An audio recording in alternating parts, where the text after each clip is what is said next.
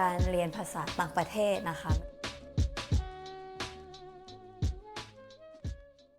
วันนี้นะคะแจนก็อยากจะมาแนะนำนะคะแล้วก็พูดคุยถึงเทคนิคที่หลายคนถามเข้ามาเนาะว่าแบบว่าการเรียนภาษาต่างประเทศนะคะไม่ว่าจะเป็นภาษาเกาหลีหรือภาษาอังกฤษเนี่ยมีเทคนิคอย่างไรบ้างที่จะเรียนให้ได้ประสบความสำเร็จมากขึ้นก็ก่อนอื่นนะคะแจนเองเนี่ยเป็นคนที่มีประสบการณ์เรียนภาษาต่างประเทศมาหลายภาษาเหมือนกันแล้วก็หลายภาษาก็คือเฟลก็พูดไม่ได้แต่ว่ามีบางภาษาที่ได้เอาไปใช้ในชีวิตประจำวันจริงแล้วก็ได้ใช้ในการทำงานเพื่อประกอบอาชีพสร้างรายได้นะคะก็หวังว่าคลิปนี้จะมีประโยชน์นะคะโอเคงั้นก็มาที่เทคนิคแรกกันเลยค่ะก็สำหรับเทคนิคแรกนะคะแจนคิดว่าการที่เราสะสมคำศัพท์เนี่ยเป็นสิ่งที่สำคัญมากในการเรียนภาษาต่างประเทศยิ่งเราเนี่ยได้อ่านหรือเรียนรู้เหมือนแบบได้เก็บ collect vocab ไว้ในสมองมากแค่ไหนเนี่ยก็จะเหมือนมีขุนทรัพย์ที่แบบสามารถหยิบออกมาใช้งานได้เสมอเวลาเราอยู่ในสถานการณ์ที่เราต้องพูดภาษานั้นๆอะไรเงี้ยเราก็สามารถหยิบออกมาใช้ได้มากขึ้นส่วนตัวแล้วนะคะแจนเนี่ยมีเทคนิคที่คิดว่าหลายๆคนก็คงเคยใช้ก็คือการทำแฟลชการ์ดนะคะซึ่งแฟลชการ์ดเนี่ยสมัยแจนอยู่ม.ปลายเนี่ยแจนใช้กับการเรียนภาษาฝรั่งเศสเป็นประจำแล้วมันได้ผลมากๆนะคะก็ตอนนั้นพูดจริงๆก็คือไม่ได้แบบใช้อุปกรณ์อะไรมากมายนะคะเพียงแค่มีกระดาษ A4 แบบนี้นะคะก็กระดาษ A4 ง่ายๆแบบนี้เลยพับมันประมาณเดี๋ยวนะอันนี้ครึ่งหนึ่งแล้วใช่ไหมเป็น2อันนี้ก็เป็นได้4ชิ้นโอเคก็ขึ้นอยู่กับว่าคนจะเอาแบบเล็กหรือใหญ่มากแค่ไหนอันนี้ก็จะได้ประมาณ8ชิ้นถ้าอยากจะแบบได้เล็กกว่านี้อีกแบบเผื่อไว้พกพาอะไรก็ลองพับไปอีกนี่ก็ได้แต่ว่าเราขอแค่8ส่วนก็พอคือพอเราพับแล้วเนี่ยมันก็จะได้ประมาณมันไม่ได้ประมาณมันได้8อันสิใช่ทุกคนจะได้8อันอย่างนี้ใช่ไหมคะจากนั้นทุกคนก็ทำการตัดซึ่งพอเราตัดออกมาแล้วนะคะเราก็จะได้กระดาษแบบนี้เราก็สามารถเขียนคำศัพท์ที่เป็นภาษาต่างประเทศเอาไว้ข้างหน้าแล้วก็เขียนความหมายไว้ข้างหลังและสมมติว่าพอเราทำเสร็จหมดแล้วเนี่ยเราก็เอามารวมกันแล้วเราก็แม็กตรงนี้อย่างนี้เพื่อที่จะทำเป็นเหมือนแบบแฟลชการ์ดเอาไว้แบบพกพาเพื่อแบบไปฝึกคำศัพท์ได้อะไรเงี้ยสมมุติอย่างอันนี้แจนลองทำไว้เสร็จแล้วเนาะก็ยกตัวอย่างเช่นพอทุกคนทำออกมาเสร็จแบบนี้ใช่ไหมคะเราก็ทำการแม็กตรงนี้เนาะเราจะได้ทำการเหมือนแบบเปิดแล้วก็อ่านคำศัพท์ไปได้แบบนี้ยกตัวอย่างเช่นนะคะเช่นคำว่าสมมติเราเปิดมาเจอคำนี้ภาษาเกาหลีนะคะคำว่าเช็คคำนี้เราก็ตอนเราดูเราก็จะต้องคิดก่อนใช่ไหมมันแปลว่าอะไรอะไรเงี้ยแล้วถ้าเกิดเราได้คำตอบในใจแล้วก็เปิดดู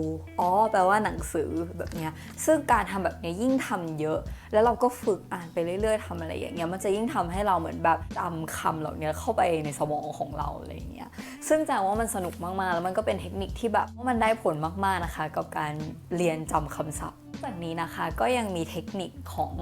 การที่เราจะเขียนคำแปลไว้ข้างหลังที่ทำให้เราเนี่ยได้เรียนรู้การใช้คำศัพท์มากขึ้นอันนี้ขอแนะนำให้ทุกคนเอาไปใช้นะคะยกตัวอย่างเช่นนะคะคำว่ามอกตะแบบนี้มอกตะภาษาเกาหลีค่ะอันนี้แปลว่ากินนะคะก็ข้างหลังเนี่ยเราก็จะเขียนคำว่ากินถูกไหมแต่แจนเนี่ยเขียนคำว่ากินแล้วก็มีตัวอย่างประโยคไว้ด้วยเช่นพาเบอร์มอกตะพาเบอร์มอกตะแปลว่ากินข้าวหรือว่าพิซซ่าเรมอกตะพิซซ่าเรมอกตะกินพิซซ่าแบบนี้เป็นต้นคือการที่เราเขียนแบบแค่ว่ากินแล้วจบมันก็อาจจะทำให้เราจำได้แค่คำนั้นแต่ว่าถ้าเกิดเราเขียนตัวอย่างแบบ sentence หรือว่า phrase ลงไปด้วยนะคะก็จะยิ่งทำให้เราเนี่ยได้รู้คำศัพท์อื่นมากขึ้นด้วยนี่ก็เป็นอีกเทคนิคนึงส่วนอีกเทคนิคนึงนะคะสำหรับคนที่เรียนหลายภาษานะคะก็คือการที่เขียนคำแปลของภาษาอื่นๆนั้นลงไปด้วยเพื่อเป็นการเหมือนแบบบริหารสมองของเราให้แบบว่าจำได้หลายภาษาอย่างคำนี้นะคะภาษาเกาหลีค่ะคือคำว่าชาดะชาโอแปลว่านอนนะคะแทนที่เราจะเขียนแค่นอนไว้ข้างหลังนะคะสมมุติเราเรียนภาษาฝรั่งเศสด้วยแล้วก็จะเขียน verb ของมันนะคะเช่น dog me แปลว่านอนเหมือนกัน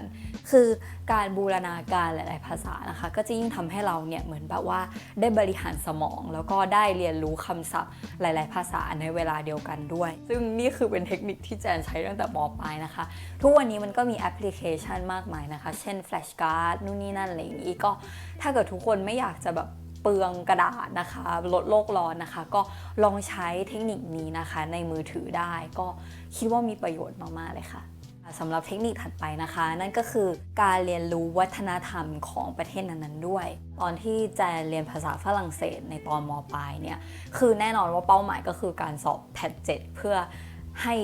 ได้คะแนนแล้วก็ไปเรียนในมหาลัยถูกปะแจนจำได้ว่าสิ่งหนึ่งที่ทำให้แจนแบบเรียนอย่างมีความสุขก็คือการที่ไปกินอาหารในร้านอาหารของแบบฝรั่งเศสอะไรเงี้ยหรือว่าแบบไปร้านคาเฟ่อะไรเงี้ยซึ่งสมัยนั้นนะคะก็ชอบไปสมาคมฝรั่งเศสหรืออาริยองอะไรเงี้ยมันจะมีแบบเหมือนเป็นร้านกาแฟที่แบบว่าเขาจะเสิร์ฟพวกแบบขนมหวานของฝรั่งเศสเช่นแบบมิลเฟยหรือว่าปาคีเพรสอะไรอย่างเงี้ยซึ่งการที่เราได้ไปอยู่ในสังคมแบบนั้นแล้วเราก็กินแล้วเราก็จะแบบว่าคิดว่าอ๋อนี่คือวัฒนธรรมของเขานะนี่คือแบบว่า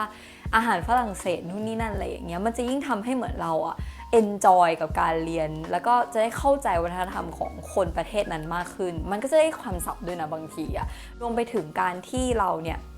อาจจะหาสื่อของประเทศนั้นๆซึ่งตอนที่แจเรียนฝรั่งเศสแจก็จำได้ว่า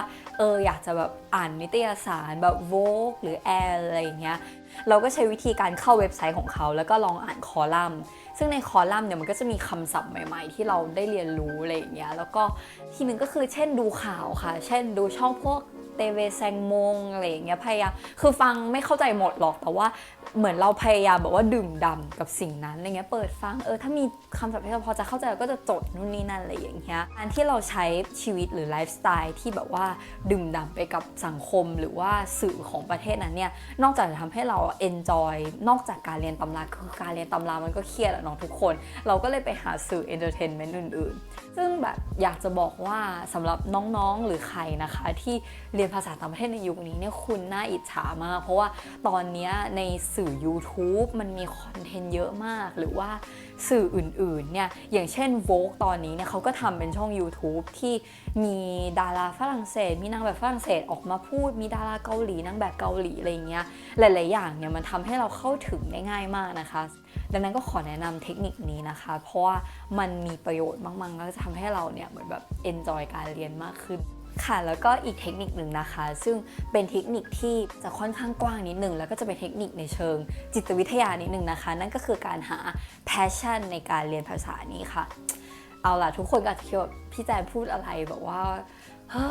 คลีเช่มากๆอะไรอย่างนี้ใช่ไหมคือทุกคนอันนี้เป็นสิ่งที่แจนแบบค้นพบเมื่อไม่นานมานี้จริงๆว่าการที่เราทำอะไรบางอย่างเราต้องหาjoy หรือว่าเราต้องหาสิ่งที่มันสร้างความสุขให้กับเราจากภายในมันฟังดูซับซ้อนใช่ปะแต่ว่ามันเป็นเรื่องจริงนะทุกคนอาจจะต้องหากิจกรรมหรือว่าสิ่งนั้นเนี่ยที่มันเหมือนกับว่ามันทำให้เราแบบเกิดความสุขได้เมื่อตอนที่เราค้นพบนะคะว่าสิ่งนี้มันทำให้เกิดความสุขเนี่ยเราจะยิ่งติดใจแล้วเราก็จะยิ่งเหมือนแบบยิ่ง enjoy ในการเรียนมากขึ้นยกตัวอย่างเช่นนะคะตอนที่แจนเรียนภาษาเกาหลีแจนก็จำได้ว่ามันก็มีการบ้านเยอะมากแต่ว่ามันมีอยู่การบ้านอันนึงที่แจนทำแล้วแจนมีความสุขมากแล้วก็อยากจะแบบคือไม่อยากจะหยุดทำเลยอย่างเงี้ยนั่นก็คือการพรีเซนต์เกี่ยวกับประเทศตัวเองนั่นเองตอนนั้นน่ะเรียนอยู่ที่เกาหลีเป็นเรียนภาษาตอนปีแรกอะไรเงี้ยมันก็แบบมีกิจกรรมให้นักเรียนแต่ละประเทศออกมาพรีเซนต์เกี่ยวกับประเทศตัวเองถูกปะแล้วแบบแจนเอนจอยมากกับการค้นหาหรือว่านำเสนอเกี่ยวกับอาหารไทยหรือว่าภาษาไทยการ process ของการเตรียม powerpoint แล้วอะนั่นก็แบบการ list ว่าเราจะพูดอะไรเราต้องหาคำศัพท์อะไรอย่างเงี้ยเราพูดแบบนี้คนน่าจะสนใจเนาะนู่นนี่นั่นอะไรเงี้ยมันทำให้เราเกิดความภาคภูมิใจแล้วก็จริงๆนะเราเรียนภาษาเราก็ออกไปพูดเกี่ยวกับประเทศไทยได้อะทำให้คนรู้จักประเทศเรามากขึ้นอะไรอย่างเงี้ยคือทุกคนจะต้องหาจุดนั้นในการเรียนในแต่ละภาษาไม่ว่าจะเป็นคุณอาจจะชอบทำอาหารสมมุติถ้าเกิดชอบทำอาหารสมมุติอยากจะเรียนภาษาเกาหลีก็ชอบทำอาหารลองเมิร์จความสุขทั้งสองอันเข้ากันดูนะคะหรืออาจจะลองดูแบบเชฟคนเกาหลีทำอาหารแล้วก็ได้เรียนรู้ศัพท์เพิ่มขึ้นแล้วก็ลองเอามาทำจริงๆพอทำเราลองกินมันอร่อยไม่อร่อยไม่เป็นไรแต่ว่ามันคือความสุขในใจที่เกิดขึ้นแต่ก็เลยคิดว่าเทคนิคเนี้ยคือไม่รู้จะพูดยังไงมันเป็นเหมือนแบบเทคนิคที่ค่อนข้างกว้างเนาะเหมือนแบบมันเป็นเชิงจิตวิทยานิดนึงอะแต่ว่ามันจะยิ่งทำให้เราอะทำหลายๆอย่างประสบความสำเร็จไม่ใช่แค่การเรียนภาษานะแบบบางทีอาจจะเป็นการที่แบบเราอยากจะ บางคนเข้ายิมแล้วก็ถ่ายรูปว่าตัวเองแบบว่าหุ่นดีหุ่นสวยอะไรอย่างงี้ใช่ปะนั่นก็คือเป็นการเหมือน boost self esteem เกิดขึ้นมันยิ่งทำให้เราติดใจไงคะในการทำบางอย่างต่อไปการเรียนภาษาก็เช่นกันค่ะก็แจนมีตัวอย่างบางอย่างไม่รู้เหมือนกันว่าไอเดียนี้อาจจะไปตรงใจกับใครบางคนนะคะเช่นเราอาจจะชอบอยากจะลองทำคลิปลงใน YouTube แล้วเราก็ลองทำซับไตเติลดูเองหรือเราอาจจะลองแต่งหน้าหรือว่าทำอาหารตามยูทูบเบอร์ของประเทศนั้นๆอะไรเงี้ยยิ่งทำให้เราได้เรียนรู้คำศัพท์อะไรมากขึ้นด้วยบางทีการเรียนมันไม่ใช่แค่แบบในตำราอะไรอย่างเงี้ยมันคือการที่เราเอามาใช้ในชีวิตประจำวันได้จริงๆก็ถ้าเกิดใครมีเทคนิคอื่นๆนะคะก็ช่วยคอมเมนต์มาบอกกันด้วยถ้าเกิดใครคิดว่าคลิปนี้มีประโยชน์นะคะก็ช่วยกดไลค์แล้วก็กดแชร์ไปที่ Facebook นะคะแวะมาพูดคุยกันได้นะคะที่ Instagram แล้วก็อย่าลืมคอมเมนต์มาหากันเยอะๆหรือว่าสอบถามเพิ่มเติมได้นะคะงั้นวันนี้แจงก็ขอลาไปก่อนนะคะบ๊ายบายค่ะ